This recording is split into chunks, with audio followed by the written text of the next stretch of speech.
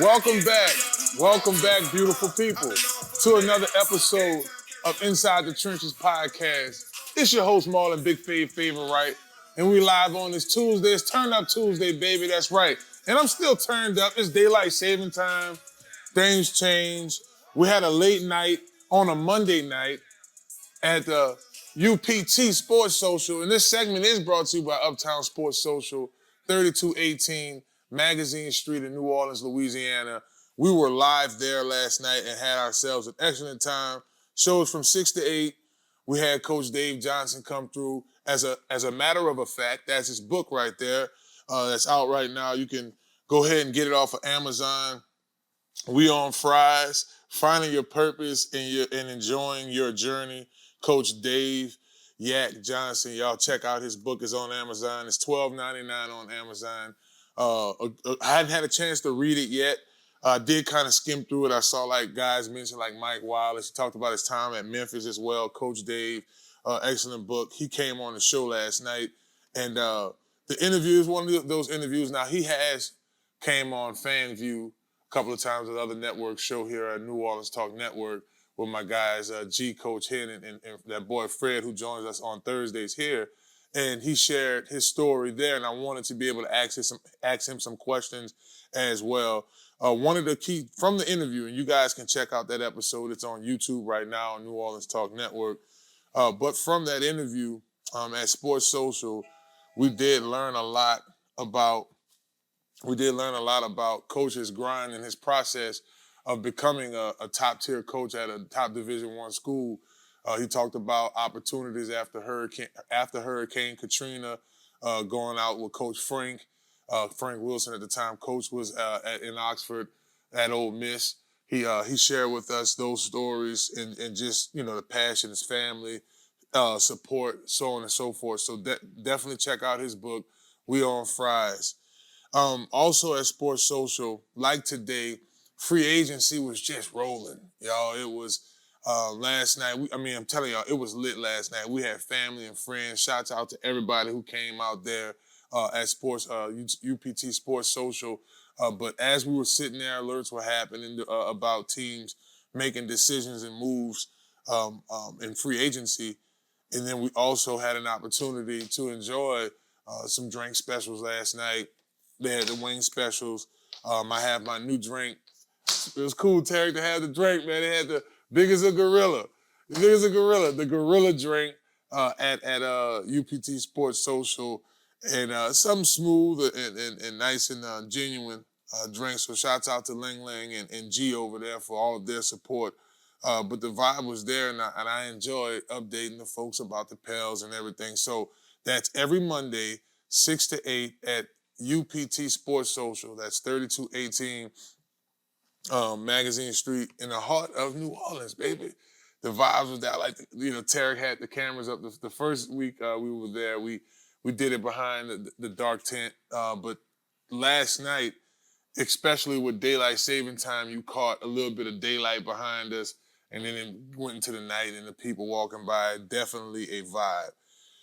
So I was on Pro Football Focus last night and this morning, just trying to keep up with all of this stuff. And the 2024 NFL free agency tractor on their deal has been rolling. The signs, the cuts, the guys that's being wavered, tons of moves that's happening. We're going to address the running back position later on in the show. It was definitely some interesting moves with the running backs.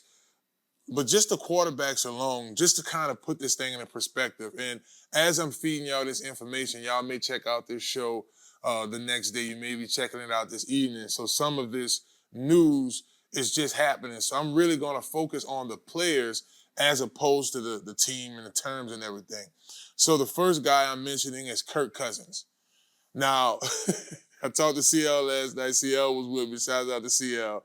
At UPT Sports Social, and he likes the move of Kirk Cousins going to Atlanta. It is a 4-year deal, $180 million, and that one is signed, sealed, and delivered. But you look at Atlanta, they're changing things with their coaching staff, going a different direction in terms of coaching staff. You look at the pieces that they have in play at the receiving core or receivers on the team, guys who lead the team in receptions. You look at Drake London, wide receiver Drake London, and how he's able to be one of those, for sure, hands in their receiving core. They had inconsistency at the quarterback position, Atlanta, with DeRitter. And you look at other weapons such as Kyle Pitts, one of the top tight ends, young tight ends in our league, in the NFL. And then you take a look at Bijan Robinson, running back, just fresh off a really nice rookie season.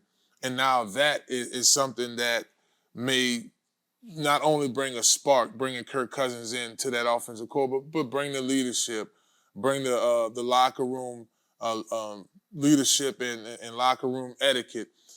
We do throw that term locker room around a lot in football. It's not just in the actual locker room; it's in the meeting rooms. It's in between practices. It's in training camp. Everybody's tired. Some guys don't know if they're gonna make the team. What guy comes in and motivate and inspires a locker room? And that guy, Kirk Cousins, has been that. I know, even coming in as a rookie in our league back. This was 2012. Matter of fact, this was my last team last year out in Washington with the Commanders. And I could just remember Kirk being this young rookie.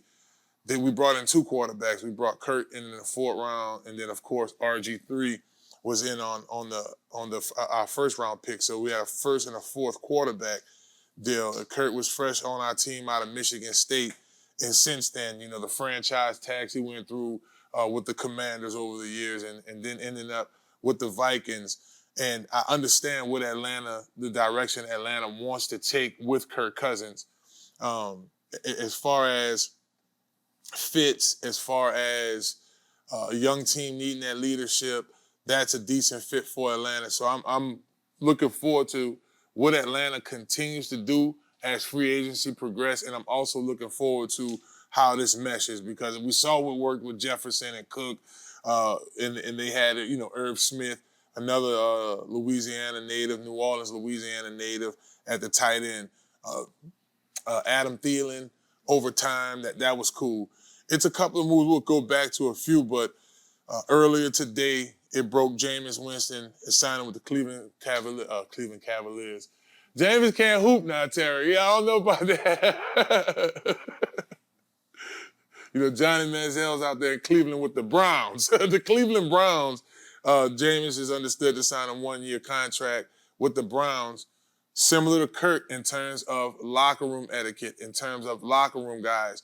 Jameis, when he played his last game as a Saint in the Atlanta game, what we noticed last play, Jameis did his deal. He said, hey, I'm going to just hand the ball off to a man who has 17 tackles. Touchdowns. I said tackles. It had Jamal didn't have any tackles. Jamal Williams had 17 touchdowns a year prior to this past season. And for to give it to him, it just speaks volumes about Jameis as a teammate by handing him off the ball and having him score. It didn't look good to upper-level management, of course. Of course, Coach Dennis Allen wasn't favorable of that. But the reaction to Jameis's teammates, the way Jameis' teammates applauded him for being a good teammate. They didn't really focus on what he did, and his teammates went to the bat for him. That works in a place like Cleveland because they do need a locker room guy to come in there and basically shape up that locker room. So I'm going to be excited to see what new alerts we may get while we're recording this show so we could keep you guys posted. Look at some of the favorable moves across the NFL. Is always fun to look at because it helps us with the draft analogy. It does. It gives us a better opportunity to say, hey, maybe the Saints might look at a wide receiver or a quarterback now because their backup quarterback is now in Cleveland. Michael Thomas, it isn't official, but I'm pretty sure he's not coming back to the team, so it's only natural for us to want to see that. When we come back on Inside the Trenches podcast, we'll be joined by LSU Sports Network, my brother Hunt Palmer. He's going to come and talk to us a little LSU baseball. I want to catch up with him about that. The ladies and the men's basketball team.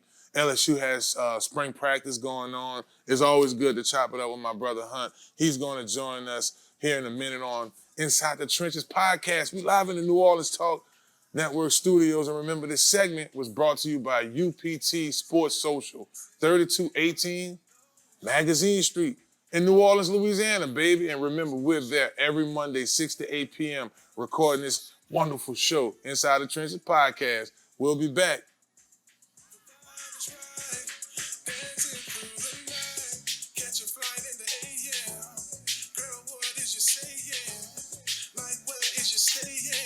Are you a student athlete looking to take your career to the next level?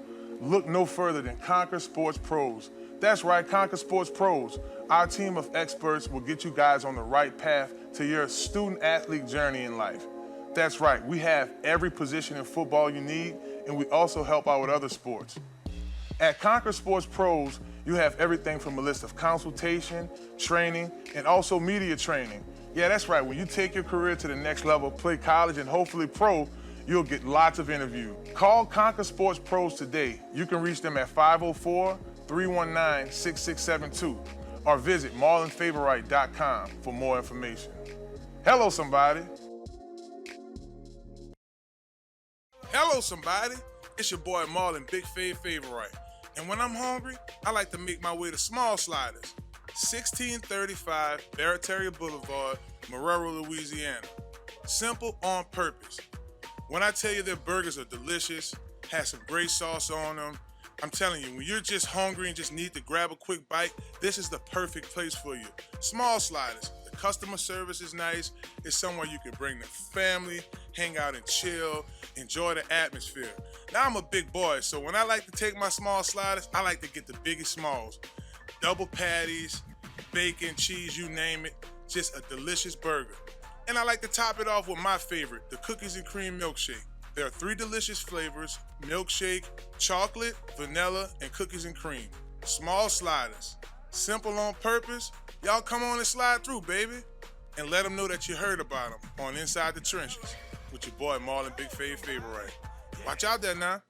Well, hello, it's Marlon Big Favorite with Inside the Trenches podcast. Are you looking for a brand new car? Or you're tired of what you're driving around in? Or you just need wheels? Well, if that's the case, you need to visit Montero Motors, 1512 North Causeway, Metairie, Louisiana. At Montero Motors, our buddy Alberto will get you in a vehicle that fits you that day with no problem. They have vehicles that are pre-owned. You could do a trade-in that day and ride off in something that day. Visit MonteroMotors.com for more information and let them know you heard about them on Inside the Trenches podcast. Hello. Step Construction is here for you with a brand new offer. We now provide affordable storage sheds. Stop wasting your money on overpriced storage units and portable containers. Step Construction can provide you with a custom shed that will fit your budget and storage needs. So contact Step Construction today at 504-340-5809 for your own personal quote. Let us help you take the next step at Step Construction.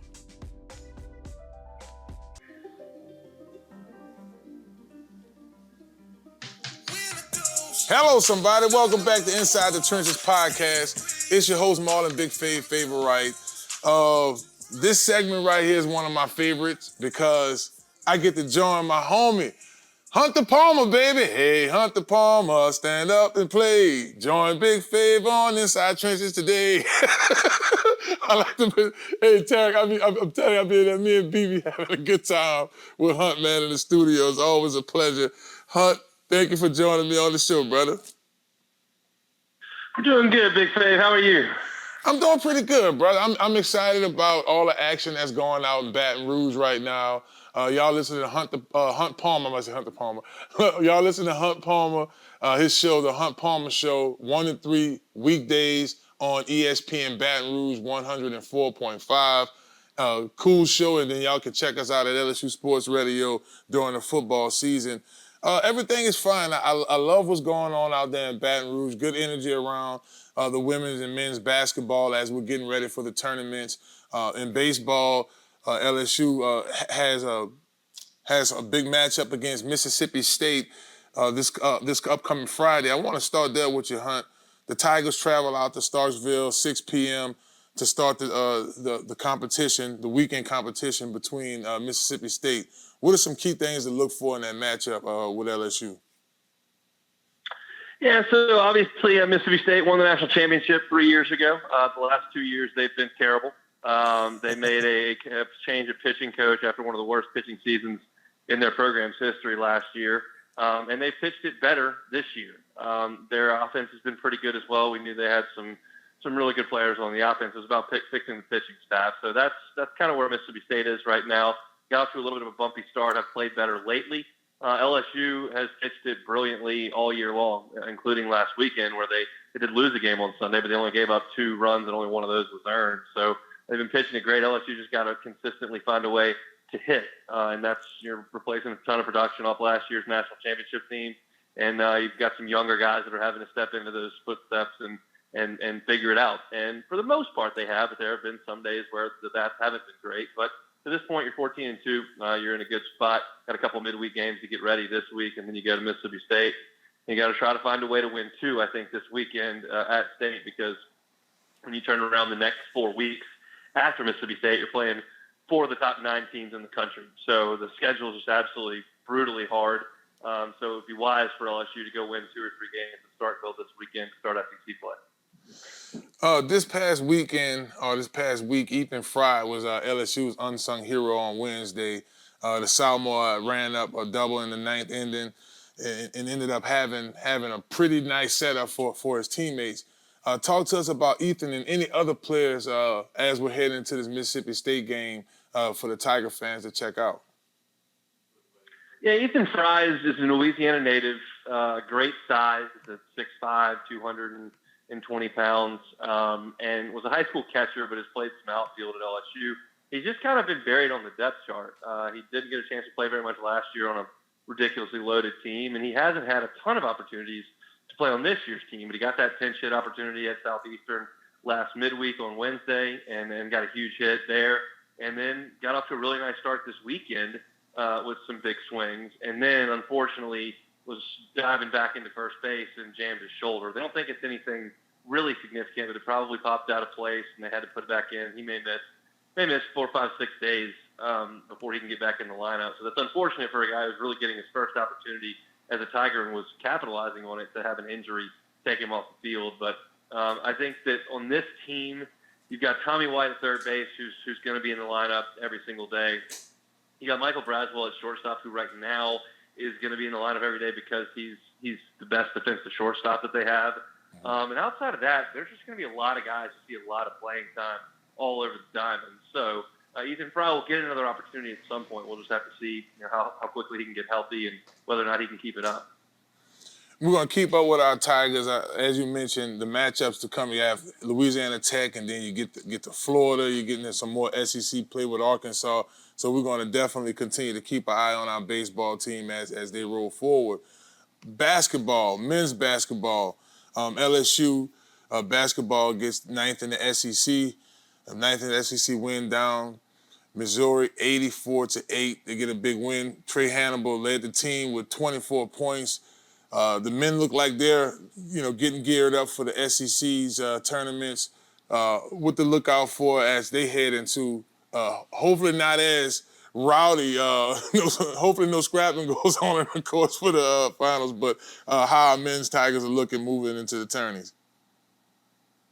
Yeah, they got off to a bad start on Saturday against Missouri and really played well the first 10 or 12 minutes of the second half and built up a 21-point lead late in that game. And then all of a sudden quit playing defense, and Missouri started throwing in threes from everywhere and actually got a little more interesting than it should have. But LSU found a way to win the game, as they should have, against the Missouri team that literally did not win a conference game all year. They went 0-18 in league play, and you finish up tied for 7th in the SEC. Now, because of tiebreakers, you back up, and you're in that 8-9 game against Mississippi State. But overall, 9 conference wins is a step in the right direction for Matt McMahon and his program. After winning 2 games last year, being among the worst teams in the Power 5, to get to 500 this year, to win a game at South Carolina, who's going to be a top 5 seed in the NCAA tournament, to get a win against Kentucky at home, was really nice as well. So a good regular season for LSU men's basketball. Now you go to the SEC tournament.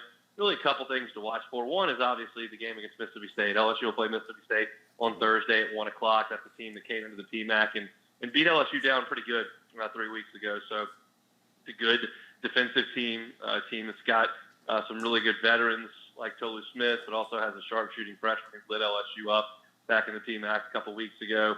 And you really like to win that game to solidify your spot in the NIT. The question is whether or not LSU can host a game in the NIT. And what you'll look for in that is if Ole Miss loses to Texas A&M, they will probably fall behind LSU in the net rankings.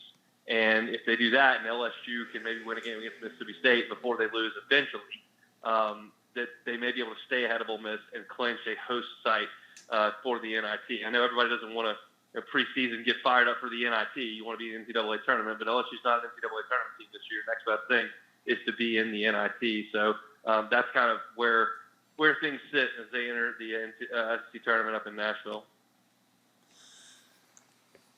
If y'all just listening to our podcast, you're listening to Hunt Palmer. Make sure y'all follow Hunt at Hunt Palmer 88 on X. Great content, really everything LSU. During the football season, I'm always asking Hunt questions about what he thinks about our baseball team and basketball team. One of my favorite guys out there in Baton Rouge. I want to switch gears to the ladies for a minute.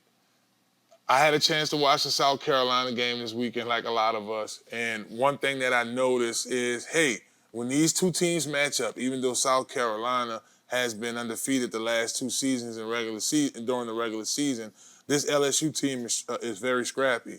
I know Coach Mulkey had her comments. Coach Staley had their comments about the scrapping that went down. Man, Hunt, your thoughts on the game, in addition to that, how do our Lady Tigers look in the NCAA finals?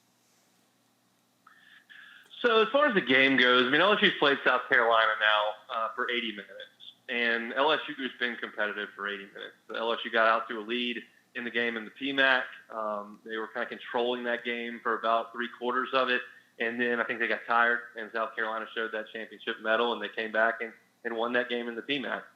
In this game, it was a competitive game in the first half. I think South Carolina kind of took the steering wheel there in the second half, but LSU stayed within striking distance. So, yes, South Carolina's got a better team than LSU. Yes, South Carolina's undefeated. They've been the best team in the country for 3 years. But I think on a given day, LSU can beat them if that matchup were to happen again down the road. As far as the fight went, I didn't think anybody came out of it looking good or better than anybody else. I thought that Blvd was frustrated, and that's why she committed the foul. I saw Angel Reese pulling hair, during the game, Cardozo's hair during the game at one point. The South Carolina girl was out of bounds, doing all that jawing after the turnover. Cardozo was 1,000 times out of bounds, running over there and knocking Blvd to the ground. I didn't love Kim's press conference. Like, everybody was in the wrong here. And I love the fact that the two teams don't like each other and they play hard and it matters to them and they care about their school. Like, all that's great, but it crossed the line a little bit, and that's just part of it. Now we go back to your separate quarters, get healthy and practice and get ready for the NCAA tournament. And if they meet again, then we'll handle that down the road. But LSU will very likely be a 2 seed. They'll host the first weekend in the PMAC. And I kind of think that they will split into 3 different regions, South Carolina, Iowa, and LSU. Very clearly, the 3 biggest draws in women's college basketball right now, the 3 schools and programs that get the most eyeballs are South Carolina with Dawn Staley and what they've done, Caitlin Clark in Iowa, and then Kim Mulkey, Angel Reese, and LSU. Like, those are the 3. There are some great teams out there. Stanford's got a good team, and Connecticut's got a pretty good team, and there's some other teams. They're not as nationally relevant as those 3. So I think they'll split them up, and if those teams hold serve and do what they're supposed to do, we'll see them in Cleveland for the Final Four. And I look at USC, Notre Dame, just kind of throwing some other teams out there that might make some noise. Hunt, before I let you go, I want to talk to you about LSU's spring so far. They're on first couple of days, some new faces on campus. The receiving corps, obviously this is an area that you and I were super impressed with in BT, Jay, and then also Malik Neighbors, 2,000-yard wide receivers. so far what you've been hearing, I know that we hadn't had a lot of access, but I'm excited to see about C.J. Daniels and how Aaron Anderson is going to emerge into this receiving core. Yeah, no doubt. That's the spot where there's a lot of playing time available. They went out into the portal and brought in C.J. Daniels and Xavier Thomas as kind of proven veterans who have been good players elsewhere, Liberty and Mississippi State. You've got Kyron Lacey, who's kind of making a bid to go from a number 3 option to a number 1 option and see if he can do that. And you know that there's some really good young talent here at LSU, whether it's Shelton Sampson, whether it's Aaron Anderson, whether that's Kyle Parker. Like, there are a lot of young wide receivers as well that haven't had a chance. So it's an exciting time to be a wide receiver at LSU because you've got a really good offensive line, a veteran quarterback, a good running game that should be really solid. And you got to figure out who's going to be the guys that you're going to put out there to play. And it's not a shortage of talent, just figuring out who's first up. Man, Hunt, I can't be a former defensive tackle for LSU and have a podcast called Inside the Trenches and don't go inside the trenches. We got surprise, surprise. Surprise, surprise. Coach Baker is back. Coach Bo Davis is back. We got a lot of guys back. Coach Corey Raymond. But I want to talk about this LSU's defensive line. Guys with playing experience like Savion Jones and Tank Guillory. So far, I mean, just taking an educated guess based off a few days, who on a defensive line that we're not used to normally mentioning that we might need to look for in the spring game? Do you have any pads that you can go out there and play? Because they don't have enough guys. That's basically where they are at defensive line right now. The numbers are just really, really poor because you thought maybe you could get Mekhi Wingo and Mason Smith back.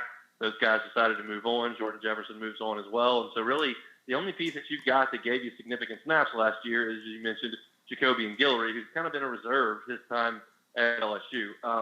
The guy that I'm really hoping takes a huge step when he comes to campus is Sean Washington. He's a former Georgia signee who spent the last year in junior college, got some pretty good size, and was a highly thought-of recruit when he came out. But you just never really know with a junior college player. Sometimes they're huge hits. Sometimes they can't play. And that's a guy they really need to step forward because they're still going to have to go to the transfer portal and get probably 2 defensive tackles in the spring window. But that's a guy they've already got signed, and he's going to be on campus here. They need him to show up and be a day one contributor because their numbers they simply don't have enough guys. Yeah, it looks thin. I saw a few videos just from the guys recording up top, just the drills they allow the media to see, and you can see it's thin. It's just something we're not used to, and hopefully we won't have to get used to it. I know we have youngsters like Dominic McKinley coming in, and as you said, we're going to utilize the transfer portal to get guys ready. Man, Hunt, thank you so much for joining me on the show. Y'all remember, y'all follow him at Hunt Palmer 88 on X, and his show every day, 1 to 3, every weekday, should I say, 1 to 3, the Hunt Palmer Show on ESPN Baton Rouge. Hunt, let's keep chopping wood, baby. It's almost that time, my favorite time of the year, football season. Well, we got some spring to look at, too. You bet, babe. Have a good one. You too, my brother. I want to thank Hunt for coming on the show. We'll be back here on Inside the Trenches podcast. Don't go anywhere. We got to jump back into some free agency. In an hour or two, we will take a deeper look at LSU's football team this spring. It's Inside the Trenches podcast here on New Orleans Talk Network. Hello, somebody.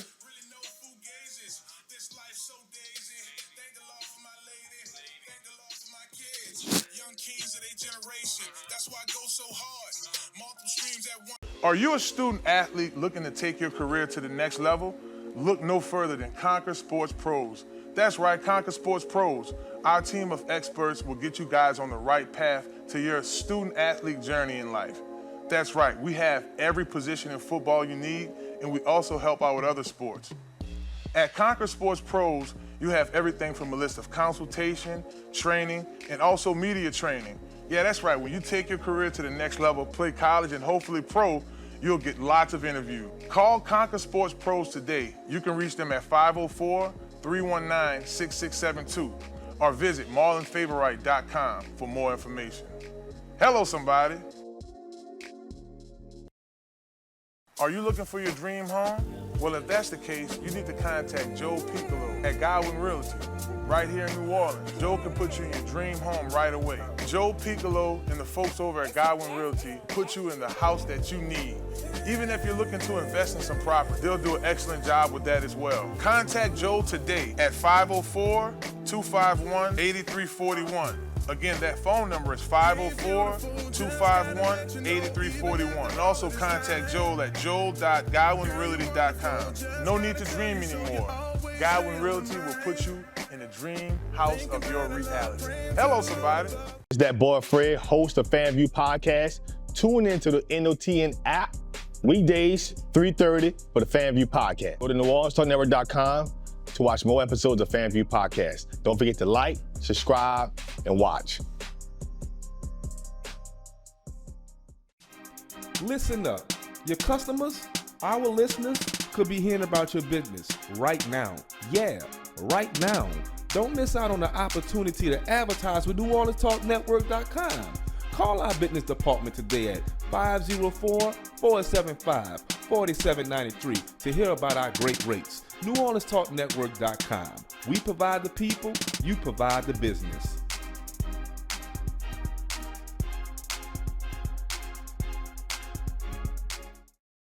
Hello, somebody. It's Marlon Big Fave Favorite with Inside the Trenches Podcast. Do you need a quick car wash? Well, if that's a yes, you need to visit Crown Car Wash, 1336 Stumpf Boulevard, Gretna, Louisiana, on the West Bank, baby. Crown's the best. You get a spotless wash, nice clean tires, reasonable pricing, and free vacuuming. My favorite part about Crown Car Wash, they open 24/7. That's right, 24 hours a day, 7 days a week. You can visit Crown Car Wash on the West Bank, baby, and let them know you heard about them on Inside the Trenches Podcast with Marlon Big Fave Favorite. Watch out there now. Welcome back to Inside the Trenches Podcast. It's your host, Marlon Big Fave Favorite. And this segment is brought to you guys by Small Sliders, 1635 Barataria Boulevard in Marrero. Good food, milkshakes off the chain, burgers off the chain. I like to get the biggie. Y'all make y'all way to Small Sliders today. Hello, somebody. And this Friday, the weather should be good on Friday. If it's good on Friday, we'll be out there from 11 to 1 recording this show. Y'all can come on, get some questions. We might do a little trivia, and you guys can enjoy.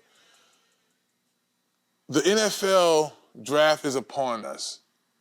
Players have already went to the combine. Guys has already met with some teams. Pro days are coming up at the end of the month. You got a lot of big pro days coming up across the league. I know right now the major pro days is USC Pro Day with Caleb Williams and his receivers, Jaden Daniels, LSU, so on and so forth. But the name of this podcast is Inside the Trenches, and Pro Football Focus dropped their top 5 defensive tackles. So I'm going to look at this list in no particular order, but we're going to rate these guys because there are a lot of teams that need really good pass rushers. There are some teams that need some interior linemen that can add some pressure in. And I told you guys we'll be updating y'all as things develop here over the next couple of hours. The Saints, former defensive tackle now Malcolm Roach, signed a 2-year deal with the Denver Broncos. You go figure. Coach Payton, baby. Coach Payton said, hey, man, I have to make it do what it do. So that's happened since we've talked. I told y'all this is just ongoing. It's just not stopping. It's NFL free agency. So Malcolm Roach has been a solid asset to the Saints over the past few years. He did come in with that Coach Payton crew. So I figured that. I mean, look at Will Lutz, even Coach Carmichael, the list goes on, Lil John Humphrey. A lot of the guys, when available, Coach went after them. Another move that happened, we're talking running backs later in the next segment, but Derrick Henry has now signed with the Baltimore Ravens. This was definitely expected. Right now, the deal is supposed to be up to $16 million. with a with 20 million in it, 9 million guaranteed, 2 years. So it's 2 years, $16 million deal, up to 20 million, but 9 million guaranteed. My question to you guys, and y'all could comment below, is that too much money for Derrick Henry? Is this one of those situations where the Saints need to go ahead and take that direction? So we're going to continue to check out these segments. LSU's have a lot of guys on the board, but we want to take a look at Pro Football Focus's top guys. We're going to start with Jerzyn Newton, Illinois, big guy interior lineman. So the whole process of how interior linemen have been making their way through the deals, like lately guys have been looking for those big, tall, long frames and all of those bells and whistles. But Illinois player, this player is very productive. He's a good run defender, pass defender. He kind of reminds me in the way he's built, he reminds me a little bit of Aaron Donald. So he's someone that when you start looking at interior linemen falling off the board, he's someone I think that will catch a lot.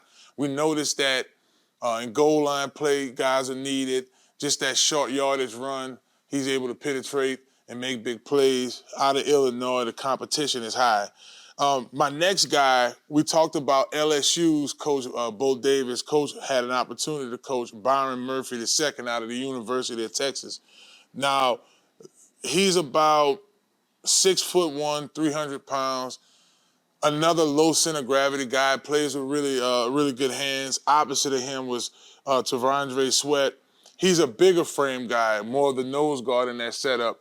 They had more of him playing more of a 6'4", 6'5" frames, 360 pounds. I want to say he was the nose, so that allowed Byron Murphy an opportunity to have the two-way go. Now, I said this in a couple of segments, a couple of shows back, that Brian Bruzy, when the Saints brought him in, I'm like, here's a versatile guy, could play the 4 tech if you need him to play the 3 tech. But in the same token, he has the ability to play the run stop. You look at a guy like Murphy, he has that same type ability. I don't know if this guy will even still be around in the second round, or if it's a scenario where the Saints could trade back a little bit, get some more picks in the second round. But I think when you look at Murphy, definitely a catalyst on that defensive line, what he was able to do and taking this team deep into the season and play successful. It plays a lot. I'm excited about getting Coach Bo Davis back as well. I want to switch gears, and I call it the D-line period, right? But there's also a situation where you start looking at this edge rush deal, like calling them edge rushers now as well. One edge rusher that has been popping up on a lot of the boards is Latu Latu. He's 18 on Pro Football Focus's big board. I saw him on a mock draft going to the Saints at 14. Is this something the Saints want to do? I think so. I do think when you look at 3 positions for the New Orleans Saints, you look at edge rushers. You also take a solid look at the defensive tackles, wide receivers, certain areas to help you out. I also believe that when you look at a player like Latu, one of the best pass rushers in this class, the competition he went against, I mean, he's on there making plays against Michael Penix Jr. He's making plays against Caleb Williams. So, of course, the eyes are on this kid from UCLA. But from a defensive tackle standpoint, he has that ability to use his hands well, rush north and south. I think sometimes when guys get into pass rush on a defensive line, they're focused on the move, so they're making the swim moves and all of those good deals as opposed to moving north and south. And that's something that this guy has. Pro Football Focus also talked about Jared Verse out of Florida State. Tarek, we saw this guy 2 years in a row for LSU. I know everything you need to know about this dude, Jared Verse, up front. We had Florida State's running back coach last night on the show, Dave Johnson. I had to ask about him as well. What I like about Verse is his versatility. I do think on the next level, he could play a stand-up defensive tackle and put his hand in the dirt. They use him as a wide tech right on this particular play. And for our viewers, for our listeners, y'all can check out our YouTube clip on New Orleans Talk Network so you can see what I'm telling y'all. But I know right now y'all have to visualize it. Imagine a guy lining up super wide away from the tackle, forcing that tackle to kick wide, creating inside moves. We saw Jared do this a lot. Powerful as well, able to play with good hands, strong, knock a guy down.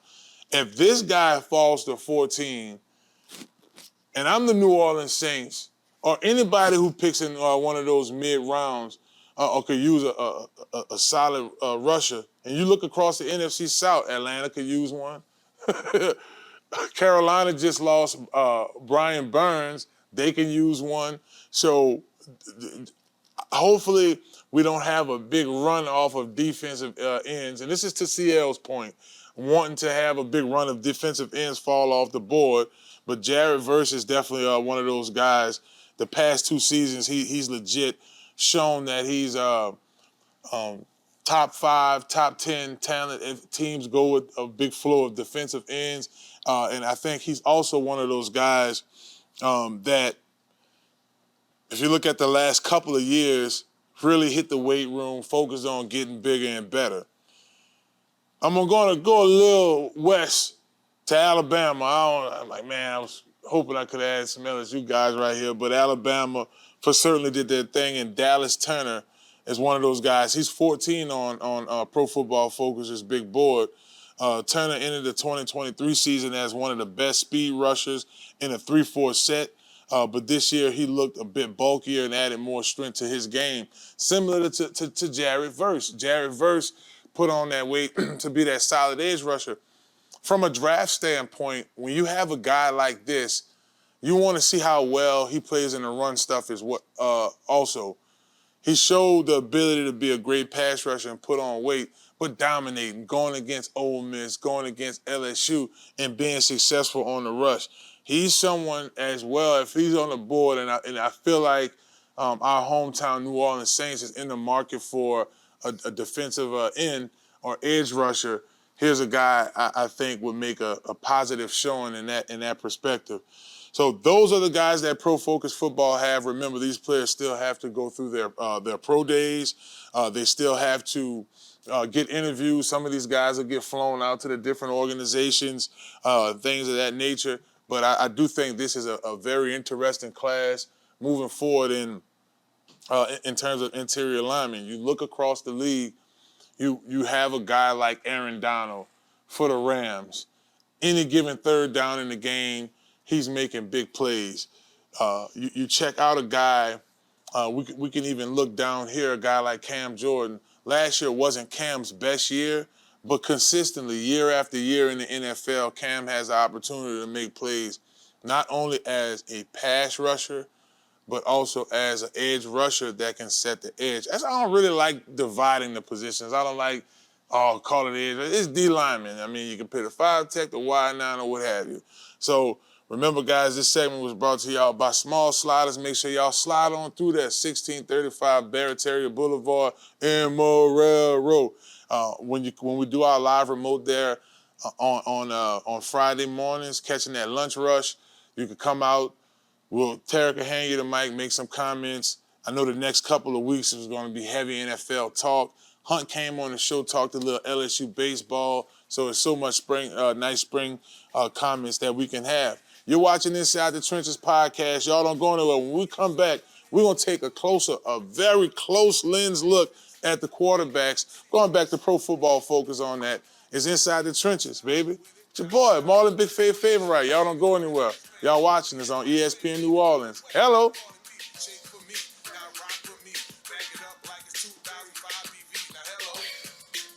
Hello, somebody. It's Marlon Big Favorite Wright with Inside the Trenches podcast. Do you need a quick car wash? Well, if that's a yes, you need to visit Crown Car Wash, 1336 Stumpf Boulevard, Gretna, Louisiana, on the West Bank, baby. Crown's the best. You get a spotless wash, nice clean tires, reasonable pricing, and free vacuuming. My favorite part about Crown Car Wash, they open 24/7. That's right, 24 hours a day, 7 days a week. you can visit Crown Car Wash on the West Bank, baby, and let them know you heard about them on Inside the Trenches podcast with Marlon Big Favorite. Watch out there now. Are you a student athlete looking to take your career to the next level? Look no further than Conquer Sports Pros. That's right, Conquer Sports Pros. Our team of experts will get you guys on the right path to your student athlete journey in life. That's right, we have every position in football you need, and we also help out with other sports. At Conquer Sports Pros, you have everything from a list of consultation, training, and also media training. Yeah, that's right. When you take your career to the next level, play college and hopefully pro, you'll get lots of interviews. Call Conquer Sports Pros today. You can reach them at 504-319-6672 or visit marlonfavorite.com for more information. Hello, somebody. Well, hello, it's Marlon Big Favorite with Inside the Trenches podcast. Are you looking for a brand new car, or you're tired of what you're driving around in? Or you just need wheels? Well, if that's the case, you need to visit Montero Motors, 1512 North Causeway, Metairie, Louisiana. At Montero Motors, our buddy Alberto will get you in a vehicle that fits you that day with no problem. They have vehicles that are pre-owned. You could do a trade-in that day and ride off in something that day. Visit MonteroMotors.com for more information and let them know you heard about them on Inside the Trenches podcast. Hello.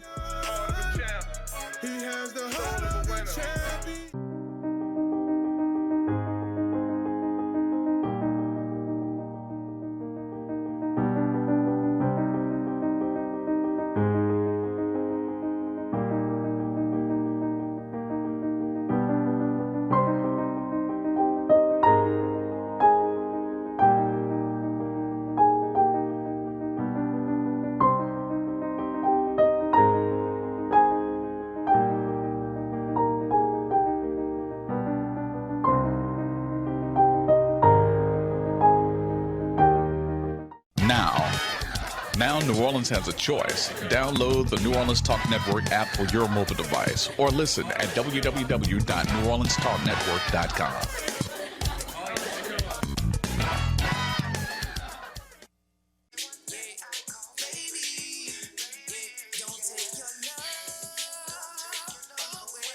It's Inside the Trenches podcast, baby.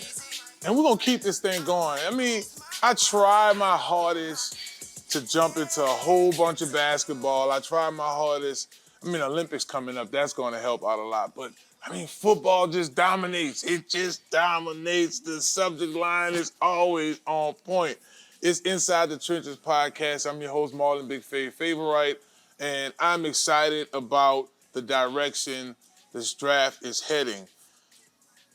A spot that has been overlooked. I don't want to use the word overlooked. I'm going to say just assumed, right? Like it's an assumption that Caleb Williams is going to be the first guy off the board. It's an assumption that Drake May is going to come off the board high, so on and so forth. And this segment is brought to you guys by Montero Motors. Go get your whip today, used. Get your car today. Got a little money on you. It's tax time. Go get your whip. It's 1512 North Causeway Boulevard in Metairie, Louisiana. Let them know that you heard about them on Inside the Trenches podcast with yours truly. Caleb Williams, for the last 2 years, has been the unanimous number one guy to go. Unanimous number one guy to come off of the board. And he earned it. He has Pro Football states that Williams has been the top performer over the past 3 years. He's also and always been a threat, not only with his arms, but his legs. And he has the ability to throw the deep ball, the dart. You get the Patrick Mahomes comparison in regards to being able to throw the ball from anywhere on the field, utilizing his talent in the pocket. What separates Caleb from the rest of the guys is the consistency over the past few years. It was who's going to be the guy, Caleb Williams or Spencer Radley? Spencer Radley is the transfer portal, goes to South Carolina. All of this split up from these guys coming from Oklahoma, going with Lincoln Riley to UFC. And Caleb Williams has shown superstar ability over this time. You see it in his game, being able to manipulate the pocket and run. All of these things are key elements when dealing with the quarterback position. Is he just the number one guy? You just go ahead and hand over the platter to him? I think that's a bit subjective. I think that if you look over the past, I would say 8 to 9 months. If you take a look at the last 8 to 9 months, that's towards the middle end of the football season. Michael Penix Jr. has made a case for himself. Jaden Daniels has definitely made a case for himself. Now, according to Pro Football Focus, I want to be very transparent because I actually don't agree with this next guy being the second guy off the board. I would actually put him like 4th or 5th because the arm talent is there, and that's Drake May. He's the 3rd guy on the board, period. May does possess an ideal NFL arm. He can hit. He can just about hit every throw that they look for on the pro level in terms of the velocity and placement of the ball. I do think that if you look at his tape, he doesn't possess the speed that Jaden Daniels and Michael Penix and Caleb Williams could do, but he does have the big frame. Now, I'm saying that because Jaden Daniels, if I'm not mistaken, ran like a 4, something of that nature. Caleb, I think, ran somewhere in that frame. Drake May, for that size, ran a 4.7, 4.6, 4.7. That's good for a quarterback his size, so I'm not taking that away from him. He does have that grit that you look for in a big quarterback. Not taking anything away from the ACC, but you didn't go against that Alabama defense. You didn't have to deal with USC's Lala Tulatu. You didn't have to deal with those type of pass rushers. So when you have a guy like Cam Jordan, a guy like Carl Granderson, someone like Chris Jones, who just gets in the backfield, can you break and escape the pocket? That's the question marks that I have in regards to Drake May. Is he a good talented guy? Yeah. I think, look at Mitchell Trubisky just constantly bounced through the league. I do think this guy is a Mitchell Trubisky .2. He's a Blaine Gabbert Part 2. He just is. But hey, I am not the quarterback expert. I would make arguments for defensive linemen, but in terms of quarterbacks, that's what they say. So we shall see. We'll see how this fares out for him. Now, this next guy, y'all might think I'm just being biased because I'm an LSU Tiger. And this kid did win the Heisman. I mean, he won the Heisman. I mean, Caleb Williams won it the year before. But yeah. Jaden Daniels should be the first quarterback to come off the board. And I'm not just saying that because I work for LSU Sports Network and I'm a diehard Tiger fan, a proud alum of the Tigers. But Jaden showed it game in and game out. Every subject that they wanted him to address, he addressed it. You want me to not throw as many turnovers? Okay, I'll have less than double-digit turnovers. You want me to stop just dropping and running, pass the ball? Okay, no problem. I'll almost have 3,000-yard wide receivers, but I'll get you 2. By the way, they both were up for the Blvd Cup Award, the top award for wide receivers. And I'm going to let my young guys shine too. Mason Taylor, C. Hilton, guys like Kyrie Lacey. And then there's the wheels of Jaden Daniels. Just watch how he's just, the football speed is there, just outruns his opponents each time. Being able to time when to do that. I know the knocks that they have against him, and this is what most say separates him from Caleb Williams, is he did it for 1 year like this. Did Jaden have a really good year?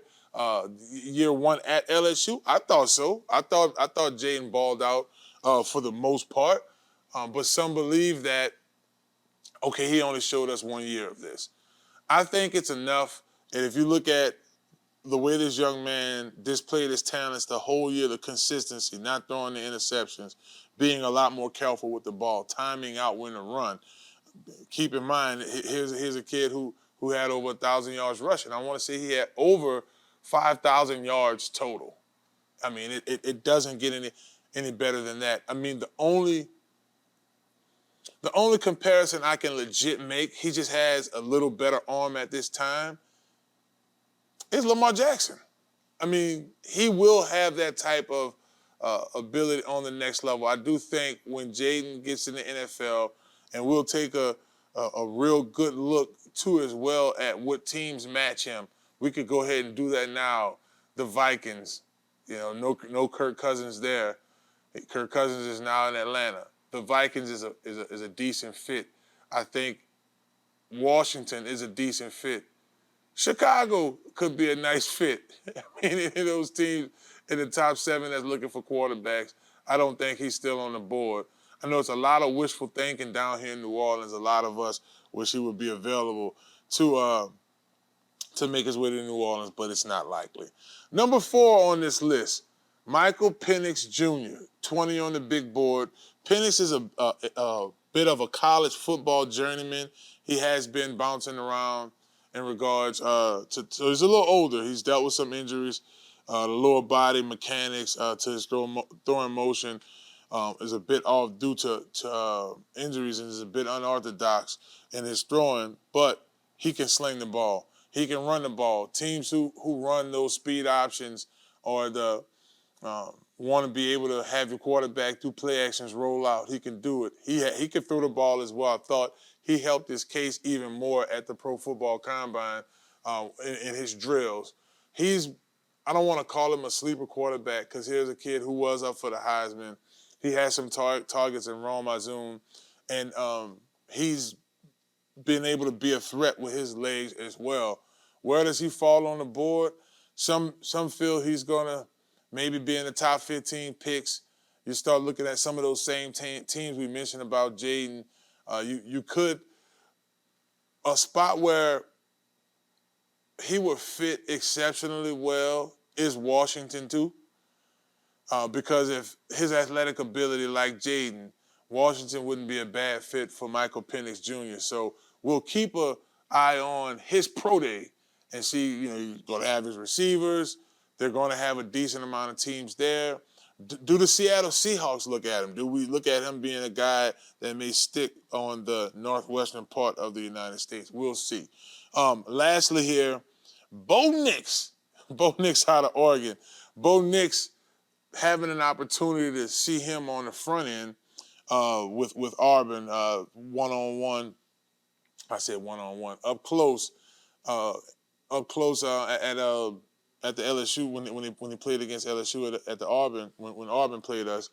I'm just stumbling all over the place with my words. Hello, somebody. Bo Nix did have us stumbling in that game, so that's probably why I did that. But I think if you look at Bo Nix and what he was able to do towards the lateral part of the season, like he turned up, like the whole year he performed well. He was coached well, too, had targets, but the grit, the pocket poise, the timing. Here's a quarterback that came from the SEC, so in my opinion, he's went against top-tier pass rushers. I don't think Bo Nix is a guy that may fall super high. You may look at a team now. I mean, New Orleans Saints need a quarterback. Jameis Winston is now in Cleveland. You have Derek Carr, and then you have Jake Hayner. They do need a guy to either come develop under Derek Carr if they do decide to take that direction, and they can also use a guy that's a playmaker, and he does exemplify that. So that's the top 5 quarterbacks according to Pro Football Focus. I don't know if anything changed. I don't know if J.J. McCarthy after his pro day he may jump up. I don't know if after Jaden's he may jump up. As of right now, most journalists, guys, NFL analysts, they have Caleb Williams as the number 1 guy overall. So we'll just see. That was our one, and net time flies, Clippers wings. We had Hunt Palmer come on by on the show and talk a little bit of LSU with us. So I did say in the second hour we're going to go back to LSU, so we're going to talk a little bit more LSU. But at the beginning of hour 1, man, in free agency, these running backs is just falling off of the board. At a time I think the running back position was taking a step back, man. Free agency, some guys are getting some big dollars. So we're going to take a look at that when we come back. You're watching Inside the Trenches podcast. And remember, this segment is brought to you guys by Montero Motors. 1512 North Causeway Boulevard in Marrero, in Metairie. My M's, I like Metairie and Marrero. It's turned into two of my favorite places. You're watching Inside the Trenches podcast. Get your whip. Holla at my man Alberto. We'll be back.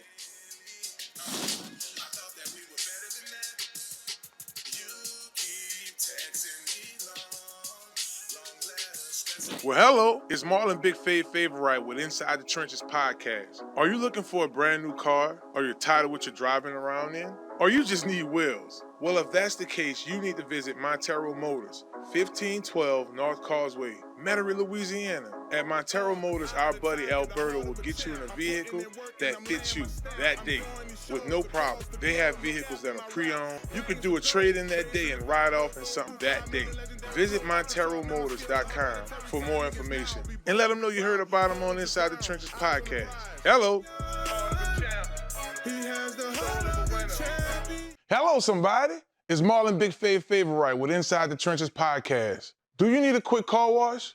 Well, if that's a yes, you need to visit Crown Car Wash, 1336 Stumpf Boulevard, Gretna, Louisiana, on the West Bank, baby. Crown's the best. You get a spotless wash, nice clean tires, reasonable pricing, and free vacuuming. My favorite part about Crown Car Wash, they open 24/7. That's right, 24 hours a day, 7 days a week. You can visit Crown Car Wash on the West Bank, baby, and let them know you heard about them on Inside the Trenches podcast with Marlon Big Favorite. Watch out there now. It's that boy Fred, host of FanView Podcast. Tune into the NOTN app weekdays, 3:30 for the FanView Podcast. Go to NewOrleansTalkNetwork.com to watch more episodes of FanView Podcast. Don't forget to like, subscribe, and watch. Listen up. Your customers, our listeners, could be hearing about your business right now. Yeah, right now. Don't miss out on the opportunity to advertise with NewOrleansTalkNetwork.com. Call our business department today at 504-475-4793 to hear about our great rates. NewOrleansTalkNetwork.com. We provide the people, you provide the business.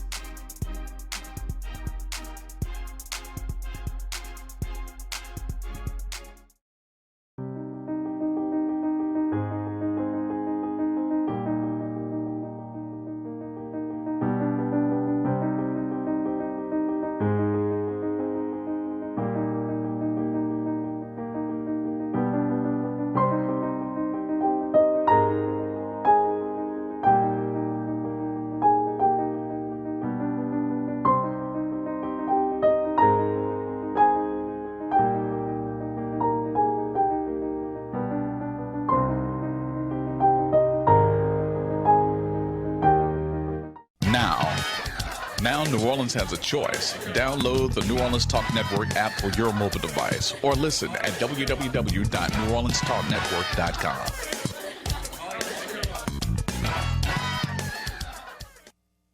It's really no limit to getting this green. Get you some product. Invest in the people, invest in your streams. I'm feeling like Pete. I'm living a dream. I live in New Orleans. It's Inside the Trenches, baby. I'm your host, Marlon Big Favorite. And we having ourselves a good time. Midweek rolling. That's how we get the party started. It's Inside the Trenches podcast. This segment is brought to you guys by Small Sliders.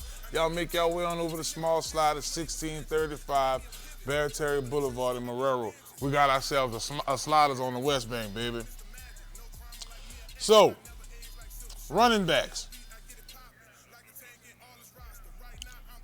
In recent years, we've been used to the running backs' values going down.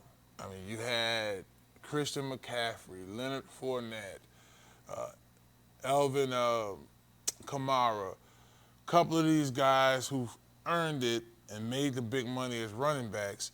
But it seemed like after that 2017, draft, 19, 20, 21, the low balling with the running backs. Even Saquon Barkley last year trying to get his full value out of the Giants.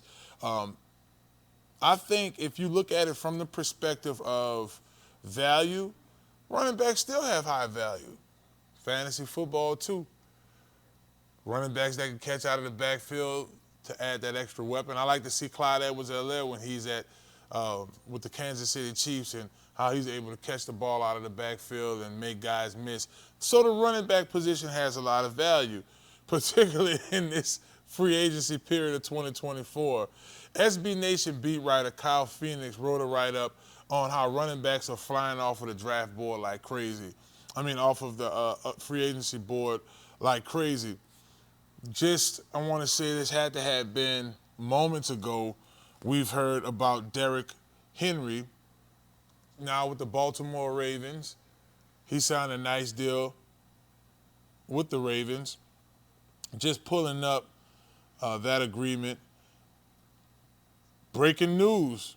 While we're talking about running backs, let's mention the LSU linebacker and Patrick Queen. He's now signing a 3-year, $41 million deal with the Steelers. I told you in the beginning of the show, news is just going to be popping up like crazy. But yes, Derrick Henry signed a deal with Baltimore today. The reason Derrick Henry deal is such a big deal because Derrick Henry has been a dominant running back in our league in terms of your traditional run-you-over running backs, and he inked the deal. It's 2 years worth $16 million, $9 million guaranteed. So he's bringing a little life to that position. I mentioned Patrick Queen signing, and another alert, the Giants signed Drew Lock.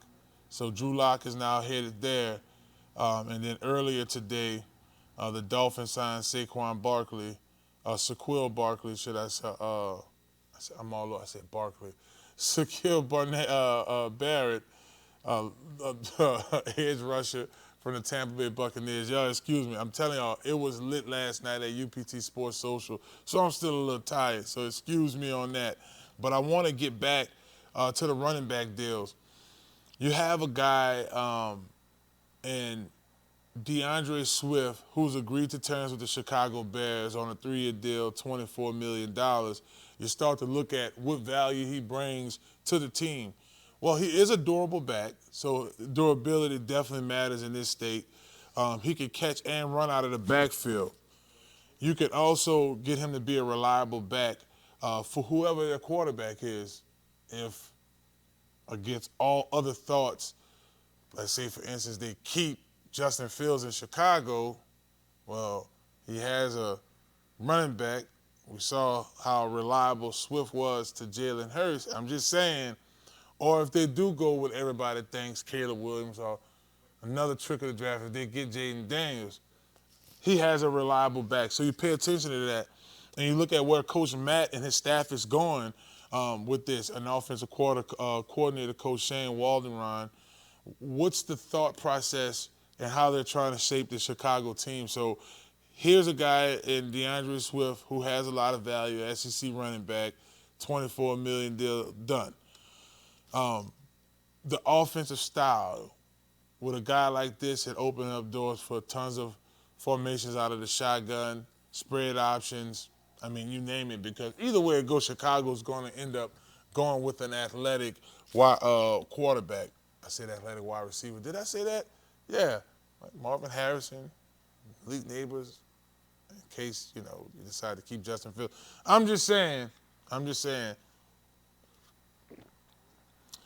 Go around the league. I mentioned Saquon Barkley. He's reached an agreement with the Philadelphia Eagles, right? It wasn't a Swift swap, but okay, Philly, no. Swift, bam, now we got Saquon Barkley. When healthy, Saquon Barkley is one of the top running backs in the NFL. This is a 3-year deal, $37 million. Now, let me say this, guys, before we go on.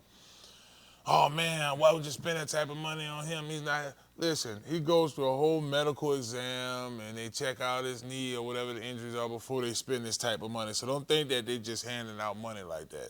Even though the NFL did get an increase on their salary cap, it's still. Now, we've seen time and time over history where guys went with division rivalries. We saw Brett Favre leave from Green Bay to the Minnesota Vikings. I mean, this has been a thing over time. Not as surprising as people may think it is, but it happens. So that's the first thing a lot of people's thinking. Hey, he's going on board with a divisional rival team. That works as an asset for the Philadelphia Eagles because, I mean, Coach Coach Diablo's still there as the head coach for the Giants. He just had Saquon. Coach BD, like, okay, what's going on? Yeah, so you see where I'm going with this. So I pay attention to that in that move to the Eagles, and this might be a spark for Saquon. Was $37.5 million the right amount? You guys be the judge of that. I want to hear from y'all. Y'all let me know. Is that too much money for a guy like Saquon Barkley? I think what he's put on tape healthy earned it. Some may feel a little different than that, but I think he positioned himself to earn this type of money. That's just my opinion. So, when healthy, top 5 running back in the NFL, you can't take that away from him. Green Bay, it is very, very rare that Green Bay go and grab a guy out of free agency. They like to draft their players, especially in key positions like running back. Aaron Jones was drafted. They drafted Jordan Love. They drafted Aaron Rodgers. I mean, the list goes on. But in this case, they were able to sign Josh Jacobs. Now, this is probably a guy that they had their eye on when he was coming out of the draft. Another durable back, shifty. He's not super tall. He has the ability to catch out of the backfield. In my opinion, he's one of those running backs that can just hit a 1,000-yard season for you, 1,100, 1,200-yard season for you. All-purpose yards. I can see him going up in that. Excuse me. So, what I like about the move, I think this is an excellent back for Jordan Love. Not saying that Aaron Jones wasn't handling business. They probably just didn't want to pay him what he wanted. So I look at that as well. I don't think it was a situation where it's like, oh, man, why they got rid of Aaron Jones? It might have been, hey, we want to go with a guy that can more than likely give us similar action, but in the same token, position us as well. If you're just tuning into Inside the Trenches podcast, I'm your host, Marlon Big Fave Favorite. You can follow me at Big Fave 504. Be sure to follow the NOTN app. Check out our episodes. You can also go to Inside the Trenches with Marlon Favorite on YouTube. And if you listen to your podcast on Apple Podcasts or iHeart Podcasts, you can check us out. The Vikings ended up signing Aaron Jones. Is a 1-year deal worth $7 million. Makes sense. It's a 1-year prove-it deal. It's good for the organization. Running backs have been falling off of the board. SB Nation beat writer Kyle Phoenix mentioned, and I agree with you, Kyle. They are. They're falling off the board. This wasn't expected. I thought this was going to be a free agent time frame that was going to be loaded with offensive linemen. It's just the blocking was terrible for a lot of teams this year. You look at Arizona. You look at what we experienced down here in New Orleans at times trying to keep our offensive line healthy. A Matt LaFleur offense definitely works for Josh Jacobs. And Green Bay is just one of those teams, it seems like they're one more explosive player on offense away from being exceptionally good. Cowboys got rid of Tony Pollard. That Mike, yeah. I tell you, all it takes is one good year with the Cowboys, get you paid. Look at Uzier and look at all these guys that left the roster to get paid. I'm looking forward to seeing, and something might happen before the show go off, with Michael Gallup as well. Another guy that's up for free agency right now. But Tony Pollard is with the Tennessee Titans. I think Tennessee wanted to go a little smaller, more elusive, a guy that's shifty as opposed to downhill. When you look at Tony Pollard, he runs downhill exceptionally well, but he does have the ability to go east and west when need be and then pick that speed back up. So they went along and they made a big-time commitment to him. I want to say the deal is, don't have it right here in front of me, but he did get paid exceptionally well. I'll pull it up here in a second as I gather that information. Let's take a look at a new look in Tennessee. You have Coach Brian Callahan now, the head coach. They went a different direction. You still have D-Hop on that roster. You have a young quarterback in Will Levis. I think he's going to take the league by storm this year because you do bring him in a weapon like Tony Pollard. I'm still trying to pull up exactly what what his contract is worth. So it is a 3-year deal, right? It's $24 million, which works out annually $8 million. That's Tony Pollard's deal. So big ups to these running backs. Look like the running backs are bouncing back, baby. We're going to bounce back and keep this thing going in segment 2. In hour 2. Is Inside the Trenches podcast. We'll be back, man. We're going to talk some LSU spring ball, baby. Hello, somebody. And remember, make your way on over to Small Sliders this Friday, 11 to 1. We'll be broadcasting live, man. Come have lunch with your boy. It's Inside the Trenches podcast.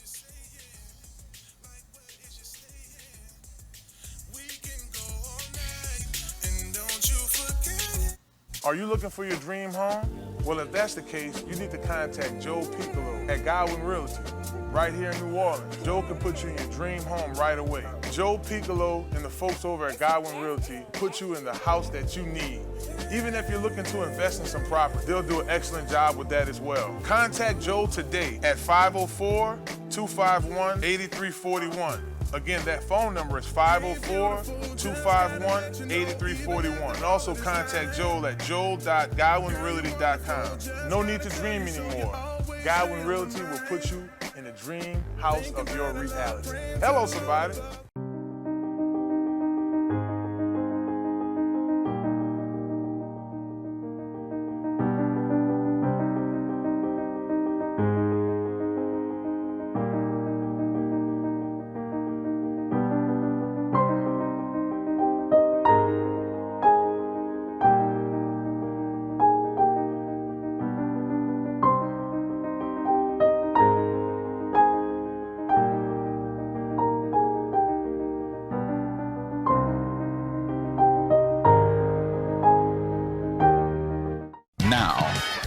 Now New Orleans has a choice. Download the New Orleans Talk Network app for your mobile device or listen at www.neworleanstalknetwork.com.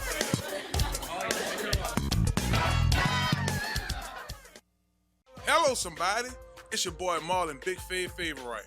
And when I'm hungry, I like to make my way to Small Sliders, 1635 Barataria Boulevard, Marrero, Louisiana. Simple on purpose. When I tell you their burgers are delicious, have some great sauce on them, I'm telling you, when you're just hungry and just need to grab a quick bite, this is the perfect place for you. Small Sliders. The customer service is nice. It's somewhere you can bring the family, hang out and chill, enjoy the atmosphere. Now I'm a big boy, so when I like to take my Small Sliders, I like to get the biggest smalls. Double patties, bacon, cheese, you name it. Just a delicious burger. And I like to top it off with my favorite, the cookies and cream milkshake. There are 3 delicious flavors: milkshake, chocolate, vanilla, and cookies and cream. Small Sliders. Simple on purpose. Y'all come on and slide through, baby. And let them know that you heard about them on Inside the Trenches with your boy Marlon, Blvd Favorite. Watch out there now. Listen up. Your customers, our listeners, could be hearing about your business right now. Yeah, right now. Don't miss out on the opportunity to advertise with NewOrleansTalkNetwork.com. Call our business department today at 504-475-4793 to hear about our great rates. NewOrleansTalkNetwork.com. We provide the people, you provide the business.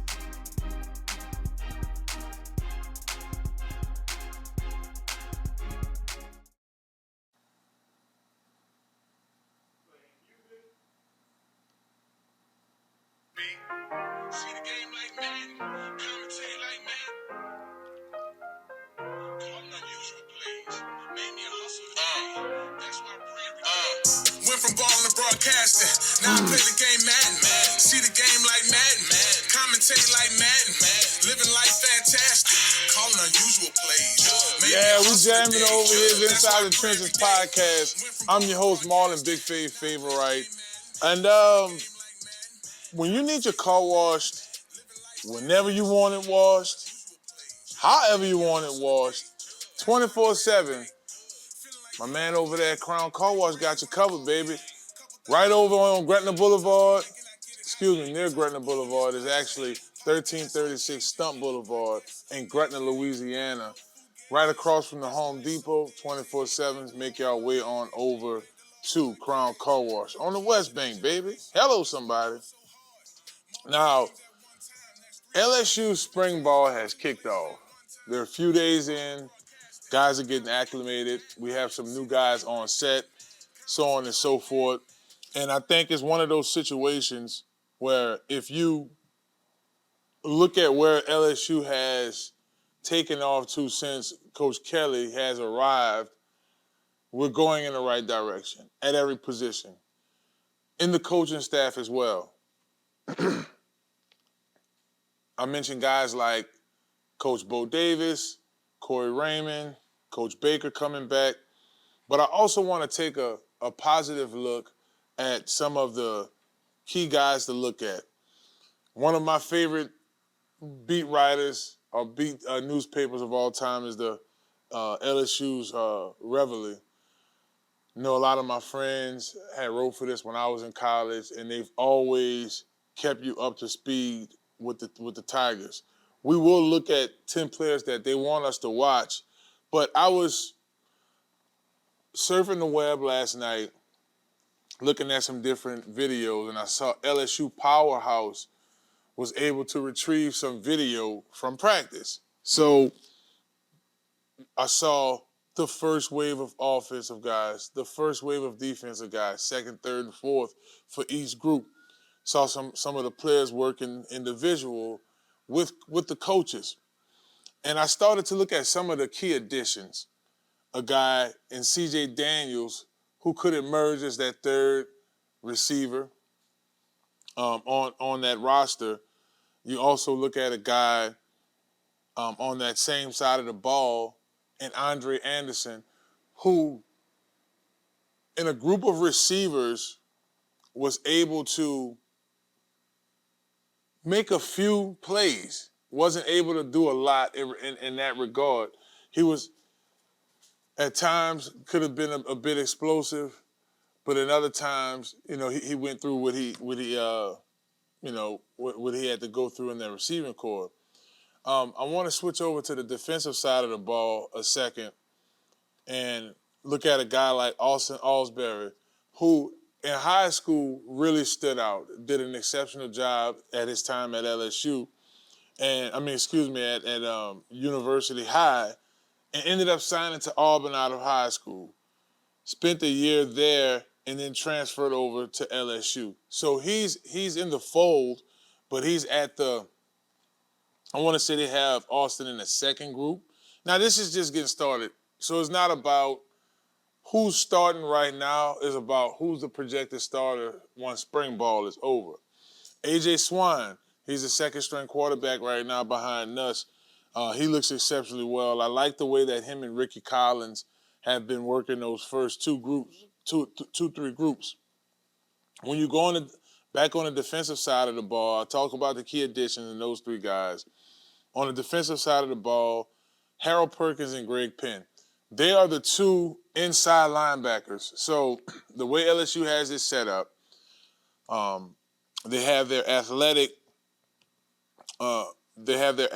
defensive end, whoever they have jump into the rotation at that time frame. So for right now, for LSU, at the jack, you have Braden Swanson, and then behind him you have Deshaun Womack. Those are the two guys that you will look rotating in at that jack position. What I found on the video that's unique with the jack position is the option to get in the three-point stance or get in the two-point stance. Two different attacks. In a three-point stance, you have more of a track get-off. You have a low trajectory.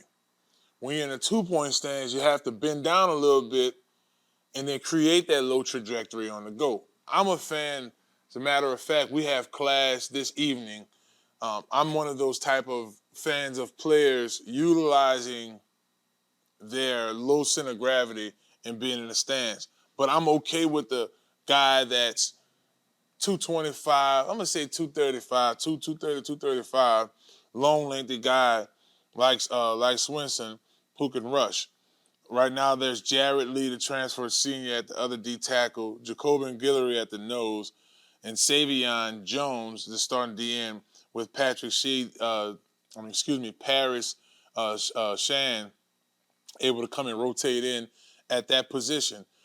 Looking at LSU offensively, we talk about the wide receivers, Chris Hilton, Kyrie Lacey, and Aaron Anderson, your three guys. Then you start to look at who can rotate in with those guys. We talked about C.J. Daniels potentially emerging and being that third or fourth receiver, depending on how you utilize Aaron Anderson. A player to pay attention to, a baller, in Sheldon Sampson Jr. out of Catholic High, redshirt freshman, redshirted last year. It didn't make any sense for him to burn that red shirt, especially with the play of Brian Thomas and Malik Neighbors last year.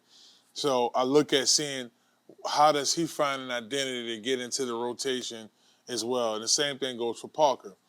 When you look across LSU's offensive line, in my opinion, this is probably the more solid area for LSU in regards to rotation and depth. Will Campbell Jr., who's projected to be a top first rounder in next year's draft, he's still there. You do have Garrett Dillinger, you have DJ Chester, you have Miles Frazier, who's another guy projected to go high, along with Emory Jones. This is probably the more experienced area for LSU. They have a lot of talent across. I've been hearing Bo Borderline has put on some weight, bulked up. He's in the second string rotation. So look for Borderline to be one of those guys who potentially rotates in if need be, if the Tigers deal with anything, whether it's injuries or just we're going to tap in our head when it's time to rotate us out. And it's someone that's going to compete in this offseason as we go through spring ball. You take a good look at the running back position with Josh Williams and Caleb Jackson, two guys that Josh was our SEC's media day running back that went out there. Caleb Jackson, speed, size. I mean, he'll lay the hammer down. Wow. he'll truck you if you need to. Plus, he has that speed. I'm looking to see how he works in the offense. It's a couple of plays where they went with the pass split at running back and out in the backfield. He did well. He struggled with that a little bit last year. So that's something I'm definitely paying attention to. I want to take a little time and go back on the defensive side of the ball for LSU. You have some experience there with Major Burns and Sage Ryan, but my man Ashton Stumpf, or as we call him, Midget, him and Taviano are definitely Javian Taviano are definitely the two starting cornerbacks right now.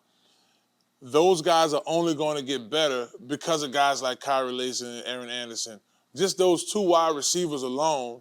Anderson's more short, more of a 5'9", 5'10", or 5'8", 5'9" wide receiver, but he's getting out of the breaks. He's burning you over the top, similar like your Tyreek Hill. He's a 4'3" guy. Whereas you have a guy like Kyrie Lacey who has the speed. He for sure has the speed, but he gives you a longer frame. I saw LSU release the play. It was a beautiful pass. Nussmeier threw to Kyrie Lacey. Ashton Stumpf was covering him. Was it horrible coverage? No. It was just a really good ball, nice one-hand catch. So those are areas that I'm looking at for this LSU team. I want to jump to the article written by the Reveille. They mentioned Gary Nussmeier as somebody to watch. Harold Perkins, and someone I didn't mention was J.K. Johnson, cornerback. The article reads, the secondary was arguably LSU's biggest weakness in 2023. I slightly disagree with that. They were young, but that D-line struggled. Kelly and LSU signed 4 cornerbacks of the transfer portal going into last season, but for numerous reasons, none of them were able to stay active to November. And that's where recruiting still plays a play. You bring in a guy that's reliable like Ashton Stamps. Ashton has worked with my buddy Robbie Green for years, developed as a corner, and competed well as a corner. Even this summer, going as far as competing with Justin Jefferson, doing one-on-ones with him. I look at stuff like that, and we're going to have to keep a close eye on J.K. Johnson, because even with the two cornerbacks, you still want to compete and fall ball, but you also want to make sure you have a reliable backup and or nickel back. Same thing with Jari Brown. West Bank, Best Bank, baby. Xavion Thomas. He went to De La Salle for a year with my son Kentrell, freshman year at De La Salle, then transferred to John Eric, and has been probably arguably one of the more explosive players coming off the West Bank in the last few years. He comes from Mississippi State and now signs at LSU. Frank Wilson knows how to bring him in, brother. He knows how to get his West Bankers on in. Another speedster in that receiving core. Where does Xavion fit in that receiving core? So you have a lot of depth at the receiving core. Guys should be able to rotate. We should be able to distribute exceptionally well. Y'all don't go anywhere. We're going to stick around in Louisiana, but this time we're going to take a look at those New Orleans Saints. What are some of the free agency moves that they're going to make? We know that Jameis is not their backup quarterback anymore. Do they go that direction? Michael Thomas, obviously there's some friction there. Do they look at wide receiver? We'll take another look at that. And remember, this segment was brought to you guys by Crown Car Wash. That's right, fix your crown, baby. 24/7, they're open, 1336 Stumpf Boulevard in Gretna, Louisiana. Let them know you heard about them on Inside the Trenches podcast. We'll be back, talk a little more football, and then we still have to look at this free agency frenzy. It's Inside the Trenches on ESPN New Orleans. Hello, somebody. Big dog, big as a gorilla. West Bank, man, I grew up by that villa. You eat a ball, are you basic or racist? Big fade, man, I made it in them. Are you a student athlete looking to take your career to the next level? Look no further than Conquer Sports Pros. That's right, Conquer Sports Pros. Our team of experts will get you guys on the right path to your student athlete journey in life. That's right, we have every position in football you need, and we also help out with other sports. At Conquer Sports Pros, you have everything from a list of consultation, training, and also media training. Yeah, that's right, when you take your career to the next level, play college and hopefully pro, you'll get lots of interviews. Call Conquer Sports Pros today. You can reach them at 504-319-6672 or visit marlonfavorite.com for more information. Hello, somebody. Hello, somebody. It's your boy Marlon, Big Favorite. And when I'm hungry, I like to make my way to Small Sliders, 1635 Barataria Boulevard, Marrero, Louisiana. Simple on purpose. When I tell you their burgers are delicious, have some great sauce on them, I'm telling you, when you're just hungry and just need to grab a quick bite, this is the perfect place for you. Small Sliders. The customer service is nice. It's somewhere you can bring the family, hang out and chill, enjoy the atmosphere. Now I'm a big boy, so when I like to take my Small Sliders, I like to get the biggest smalls. Double patties, bacon, cheese, you name it. Just a delicious burger. And I like to top it off with my favorite, the cookies and cream milkshake. There are 3 delicious flavors: milkshake, chocolate, vanilla, and cookies and cream. Small Sliders. Simple on purpose. Y'all come on and slide through, baby. And let them know that you heard about them on Inside the Trenches with your boy Marlon, Big Favorite. Watch out there now.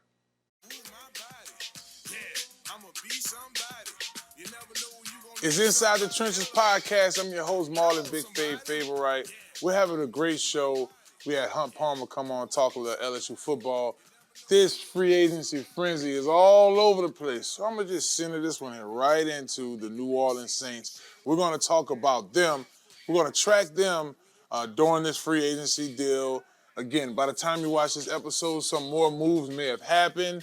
We're going to try our best over here to keep y'all posted on what's happening as it is happening live in living color. New Orleans News Network dropped a video on the New Orleans Saints free agency trackers, rumors, and everything for the new season. I know on Second and Saint, my bro John Hendricks and Ross Jackson had a conversation about this as well. And you start naturally looking at some of the things that has already happened for the Saints.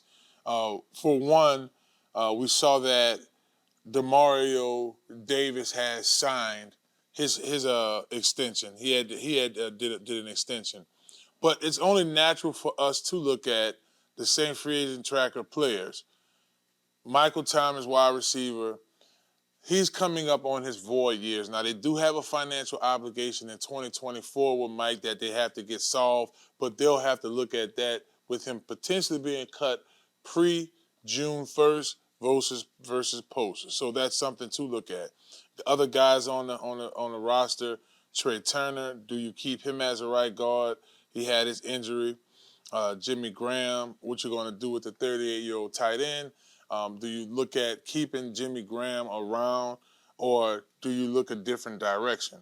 Now that ties in the draft. If they draft a tight end, obviously that would potentially change on that. Noticeable players that sign. You have Jameis Winston signing to the Browns.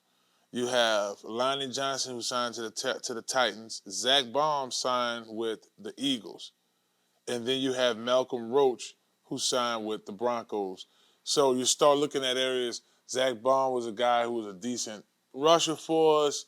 At linebacker, he rushed. He was somebody who we drafted. He signed a new contract. Malcolm Roach, a solid defensive tackle on the inside. So this could potentially shape the needs, right? The needs change around because of that. Now, just to go through the details of Demario Davis rework deal that put him with the Saints for the next season. It's a 2-year deal, reported $17.2 million with $13 million guaranteed. I think that's earned because Demario actually was more productive this year than he was last year, and he went to the Pro Bowl last year, and then he went again this year. He's a guy we always felt was snubbed. Tyron did that. Rashid has a tender on him. You bounce around and take a look at the different positions of need for the Saints. And one position of need is wide receiver. Quarterback is now a position of need. And the reason I say quarterback is a position of need because it's simple. They just released Jameis Winston. I mean, he signed somewhere else. According to SportsIllustrated.com, and this is the Saints Network edition, the top needs right now is wide receiver, offensive lineman, pass rusher, safety, linebacker. No particular order. Wide receiver is a need. Michael Thomas isn't going to be on this team next year. Quarterback is a need. You have Derek Carr. We don't know what Jake Hanna can do, but do you want to get a proven free agent? That's something you want to think about. Offensive lineman is needed. Andrus Pete's not going to be back on this team. I don't know what direction they're going with Trey Turner. So you might want to look at, are you going to move, and we talk about this a number of times on this show, are you going to move Trevor Penning on the inside and then potentially, I don't know, maybe take, I don't know which direction you go with this. Do you leave Cesar Ruiz on the inside at guard? Do you move him to the opposite side as the other guard and then move Trevor Penning on this side? See what I'm doing? A mismatch and trying to figure out what works and what doesn't work. You look at the offensive tackles. Ryan Ramczyk is healthy, so he's coming back. Do you go and try to get a veteran guy, or do you leave Trevor Penning on the outside and look at what you can do at the right guard? These are the things that the New Orleans Saints have to pay attention to when deciding which direction they're going to take in regards to getting their roster together this offseason. You know, you still have to look at the available free agents that's out there.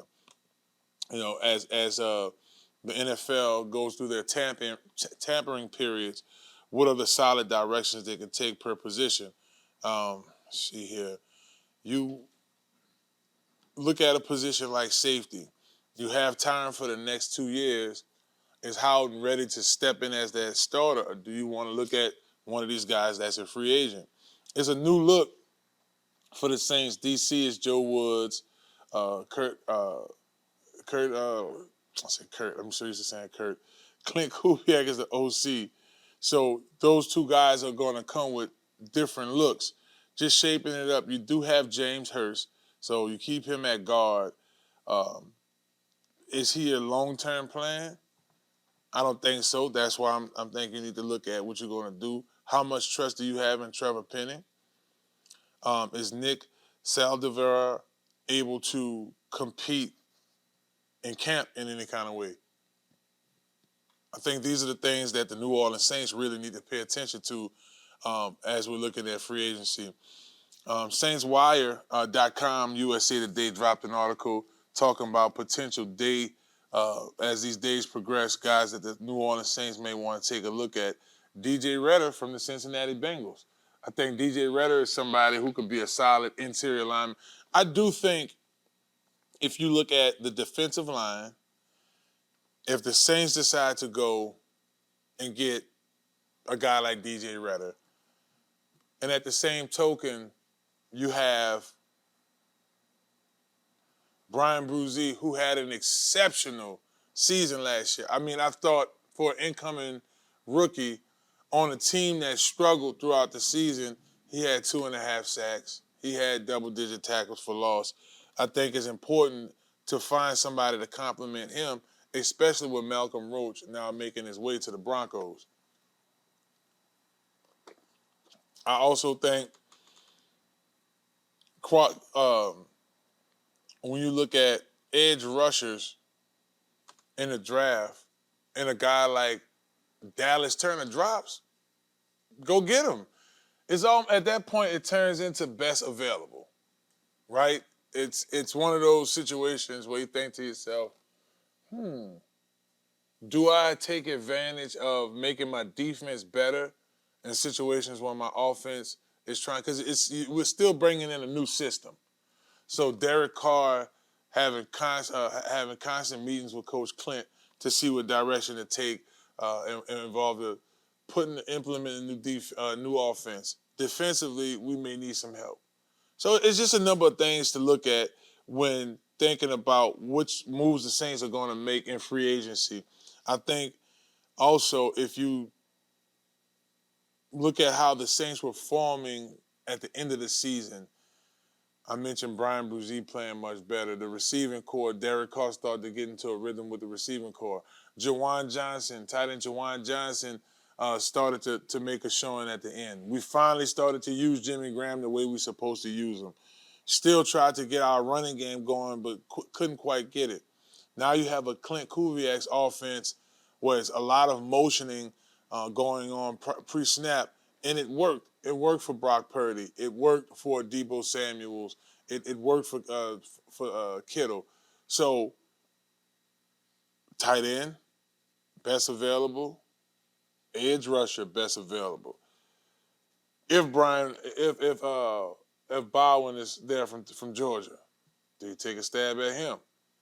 If a Dallas Turner or a Jared Verse is sitting there, do you take a stab at him? And then look at these other positions of need, either free agency or through the draft. It's Inside the Trenches podcast, baby. You're enjoying. We in that Small Sliders Hub today. It's Tuesday. Tuesday, man, you're going to have me. We're going to constantly try to get some more guests to come in. I know that this script was loaded with subject matter for the draft because, I mean, I'm sitting there. I told y'all it was going to happen.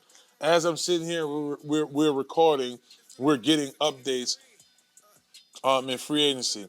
Don't go anywhere because we'll dig into the free agency tracker again. We'll go around the league, look at some different teams as we wrap up here.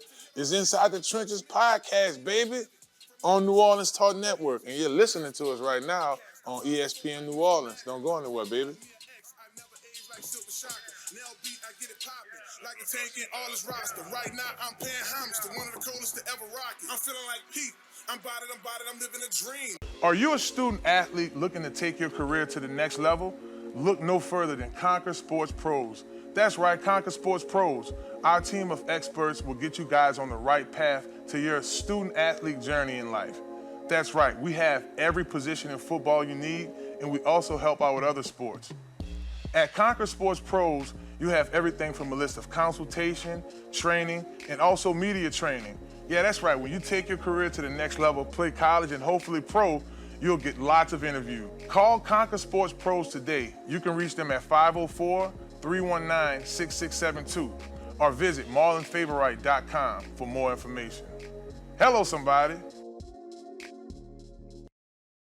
Are you looking for your dream home? Well, if that's the case, you need to contact Joe Picolo at Godwyn Realty, right here in New Orleans. Joe can put you in your dream home right away. Joe Picolo and the folks over at Godwyn Realty put you in the house that you need. Even if you're looking to invest in some property, they'll do an excellent job with that as well. Contact Joe today at 504-251-8341.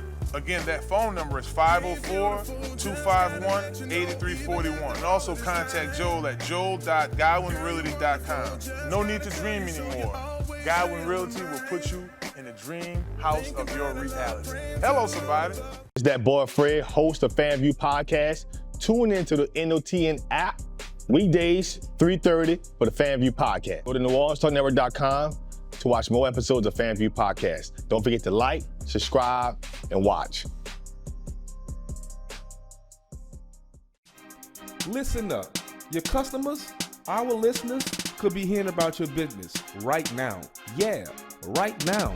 Don't miss out on the opportunity to advertise with NewOrleansTalkNetwork.com. Call our business department today at 504-475-4793 to hear about our great rates. NewOrleansTalkNetwork.com. We provide the people, you provide the business.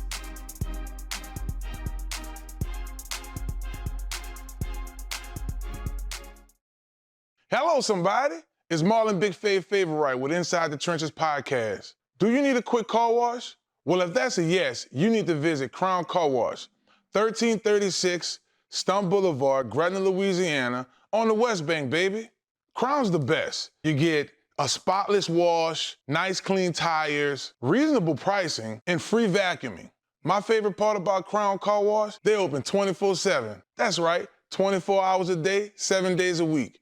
You can visit Crown Car Wash on the West Bank, baby, and let them know you heard about them on Inside the Trenches Podcast with Marlon Big Favorite. Watch out there now. I the tiger, the heart of a champ. I'm putting in work and I'm laying my stamp. I'm doing these shows across the globe. No cap in my rap. Truth be told, rings of gold. Raising the 504 with the 225. Yes, and when you're having a good time, time fly. Clip his wings. It's your host, Marlon Big Favorite. Thank y'all for so much for tuning in to this episode. I hope I was able to keep y'all engaged, keep y'all informed, let y'all know what's going on in the world of sports. And we like to do a little entertainment. Today, y'all just been having to listen to my music in and out of the breaks, but we'll have more guests come on and share their stories and things of that nature. We want to thank our guests who joined us on our last episode again, my man Dave Yak Johnson. We on fries, baby. Finding your purpose and enjoying your journey is his brand new book.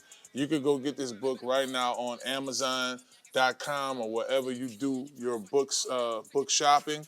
I think it's a incredible cover. I didn't get a chance to read it.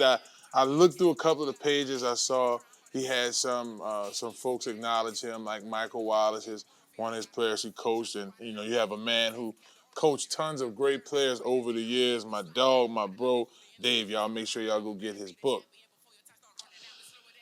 We're going to wrap up with this NFL tracker thing because it's just the thing to do. I mean, the news is just every hour on an hour we're getting this update as we're dealing with the tampering period of free agency. You look at the different positions of needs that teams made right away. Like right away, the Tennessee Titans they don't re-sign Derrick Henry. They go get Tony Pollard. Right away, you saw a situation where Green Bay let go of Aaron Jones, and then we got their running back right away. One of these interesting deals that got closed was a Tyrod Taylor deal with the Jets.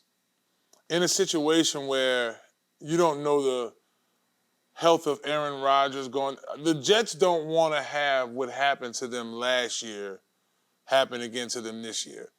Last year, Aaron Rodgers go down legit in the first few plays of the game of the season, right? That game kicked off the season. And then they're back at square one with Zach Wilson and and his development.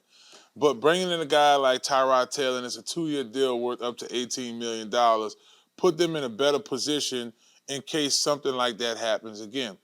I'm going to stick to the quarterback position and then take a look at Jacoby Brissett, who agreed to a 1-year deal worth $8 million in New England. A similar situation. They may end up drafting a rookie. That's another spot, Tarek, I didn't mention, that could potentially be a landing spot for Jaden Daniels, the New England Patriots. They're on a new kick right now because you have my boy Gerard Mayo took over as the head coach. Immediately he got rid of Mac Jones. Probably one of the weirder release in his past deal. But they released him and sent him to Jacksonville, and I'm like, okay, what that is. But that's more on Jacksonville than them, for sure. You said Jaden going to New England? It could possibly happen. I mean, that for him. It's not a good deal for him. I mean, he'll still be good. I don't even like the uniform colors for him going there. I would love to see him go back up for somebody if that's the case. But, winning organization, high expectations, I'm sure he'll be up for that challenge and he'll do everything within his powers to meet that challenge. But I just don't like that for him at all. I would love to see him go to any other team but the New England Patriots. Nothing against the Patriots, nothing against them, but they are completely trying to rebuild right now, and I just don't see that's the best scenario for Jaden. Well, looking at the draft order, you have Chicago, you have Washington, you have New England. To a certain extent, you have the New York Giants that need quarterbacks. Now, the Giants, on the other hand, sitting backing up Aaron Rodgers.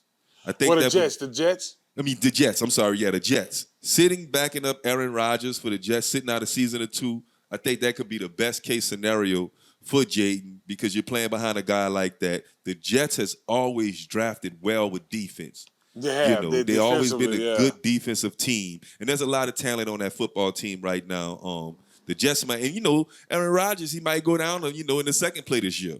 And it'll be Jaden's turn to step up and do his thing with a better football team than the New England Patriots. Man, the Pittsburgh Steelers not playing at all. They went and got Patrick Queen. So far, if I'm looking at this thing kicking off, probably one of the more exciting deals on the defensive side of the ball. Patrick Queen is a dog. I mean, I had the opportunity to watch him up close working for LSU Sports Radio, but the Steelers are trying to build back that defense. 3-year, $41 million. Patrick Queen's making his way on to Pittsburgh. They're not playing, man. I saw Russ tweeted, Queen. Patrick Queen, LSU product, right?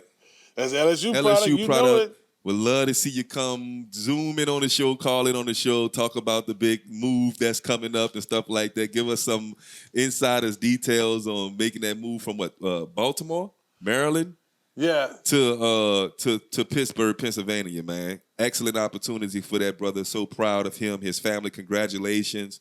Big payday for Patrick Queen. Extraordinary career coming up in Pittsburgh. He's definitely earned it. 3-year deal, $41 million. Skim through a few. Michael Pittman, he got his 3-year deal, $70 million with the Colts. They will be explosive because you have Anthony Richardson.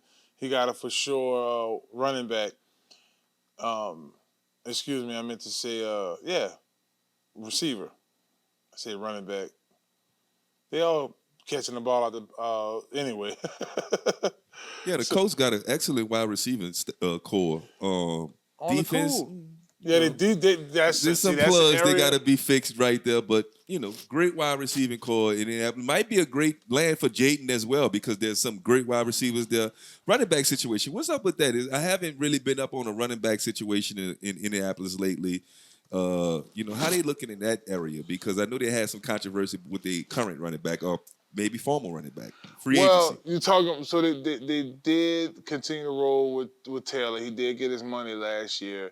What happened was Anthony Richardson got hurt early in the season. Last year, Florida's running quarterback, they brought him in. So Indianapolis isn't in the market for a quarterback, but defensively they do need to build. A young team that's really good in the Houston Texans got Joe Mixon at running back. Now C.J. Stroud has a solid running back, and they may be looking at finding somebody to complement them in the Jets. But Dalton Schultz re-signed. They were able to get a one-year deal on Jeff Okudah. That's worth up to $6 million. Jacksonville, like I said, the weirdest trade deal was them getting Matt Jones for a 2024 sixth-round pick. I just didn't. How they say it in entertainment? They say it didn't quite curl. It didn't curl. It don't curl right. It's curling to the left, not to the right. Yeah. So the Houston situation, man, is an extraordinary situation for Nick's the running back. I love the way he runs. He make linebackers look like bowling pins, the way they fall backwards and he falls forward. Great situation for the quarterback and Stroud, the young quarterback. Houston is a scary football team. Mm-hmm. I do know we do preseason. The Saints do preseason against them quite often, so I can't wait to see the early example of what's to come with that running game, their quarterback, and how it matches up with our first string as well.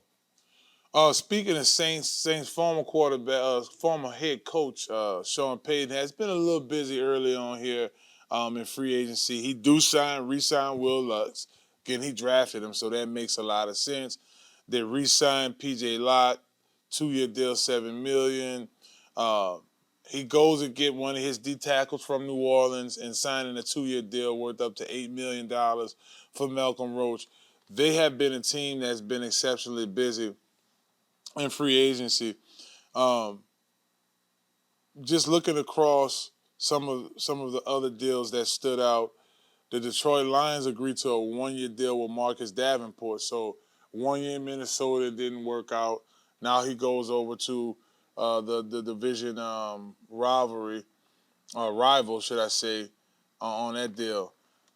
Another guy out of Tulane, Darnell Mooney, he signed a 3-year deal with Atlanta worth $39 million, fully guaranteed $26 million.